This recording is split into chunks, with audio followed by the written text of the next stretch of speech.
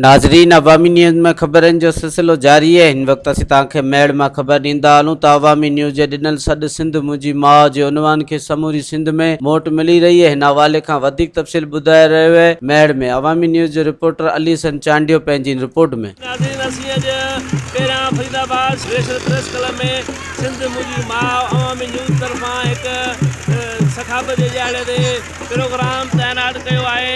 असीं रैली जी सूरत में उन्हनि दोस्तनि खां न्यूज़ वठंदासीं त तव्हांजो छा राय आहे अॼोके ॾियारे जे लाइ। तव्हांजी महिरबानी आहे। ख़ासि तौर ते शुरूआत चैनल वारा कनि था ऐं उन में सभई चैनल शामिलु थिया आहिनि। ॾाढी सुठी ॻाल्हि आहे।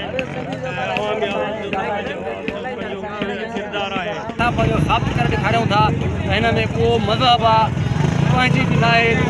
भली कहिड़ो बि मज़हब हुजे, कहिड़ी बि पार्टी हुजे, पर हिनमहिल सभु असां दोस्त पाण में गॾिजी असां पंहिंजे सिंध जो प्रोग्राम मल्हायूं था। अवामी न्यूज़ जा शुक्रगुज़ार आहियूं। नसीब आहे असां सिंधी क़ौम जी, असां सिंधी अवाम जी, जो असांजो शऊर आहे, जो असां 7000 सालनि खां वठी पंहिंजो सकाफ़त सिंध जी सकाफ़त असां सिंधी माण्हू अॼु 6 डिसंबर ते मल्हाए रहिया आहियूं। सकाफ़त उहे क़ौमूं मल्हाईंदियूं आहिनि जेके ज़िंदा क़ौमूं हूंदियूं आहिनि। दोस्तनि जा न्यूज़ ॿुधा, सिंध हिकु आहे, सिंध सखाबत ज़िंदाबाद। कैमरामैन मईद चाटे सां गॾु अली सन चाटियो, अवामी न्यूज़ मेड़।